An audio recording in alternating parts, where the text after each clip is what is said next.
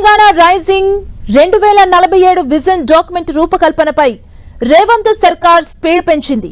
భవిష్యత్ తెలంగాణ అభివృద్ధి లక్ష్యంగా విజన్ డాక్యుమెంట్ ని 3 భాషల్లో సిద్ధం చేస్తోంది. గ్లోబల్ సమ్మిట్ వేదికగా తెలంగాణ రైజింగ్ విజన్ డాక్యుమెంట్ ని ఆవిష్కరించనుంది. తెలంగాణ రాష్ట్రం 2047 నాటికి $3 ట్రిలియన్ ఎకానమీ లక్ష్యంగా డాక్యుమెంట్ రూపుదిద్దుకుంటోంది.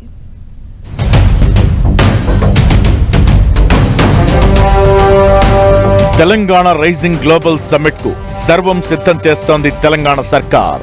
ఫ్యూచర్ సిటీ వేదికగా జరిగే గ్లోబల్ సమ్మిట్ లో తెలంగాణ అభివృద్ధి పెట్టుబడులను ఆహ్వానించే దిశగా ప్రణాళికలు సిద్ధం చేశారు. $3 ట్రిలియన్ ఎకానమీ లక్ష్యంగా తెలంగాణ రైజింగ్ 2047 విజన్ డాక్యుమెంట్ ను ఆవిష్కరించనుంది రేవంత్ సర్కార్. సిఎస్ కె రామకృష్ణారావు నేతృత్వంలో ఉన్నతాధికారుల బృందం విజన్ డాక్యుమెంట్ కు రూపకల్పన చేస్తోంది. వివిధ శాఖల నుంచి ఇన్పుట్స్ ఆధారంగా డాక్యుమెంట్ కు తుది మెరుగులు దిద్దుతున్నారు.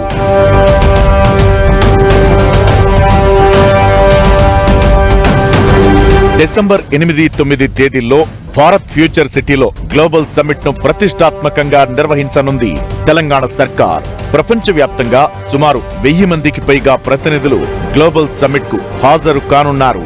ప్రపంచ దిగ్గజ కంపెనీల సీఈఓలు, పారిశ్రామికవేత్తలు, వివిధ రంగాల ప్రముఖులు సమ్మిట్ లో పాల్గొననున్నారు. ఇప్పటికే ప్రధాని నరేంద్ర మోదీ, సోనియా గాంధీ, రాహుల్ గాంధీ, కాంగ్రెస్ అధ్యక్షుడు ఖర్గే, వివిధ రాష్ట్రాల ముఖ్యమంత్రులకు ప్రభుత్వం ఆహ్వానాలు పంపించింది.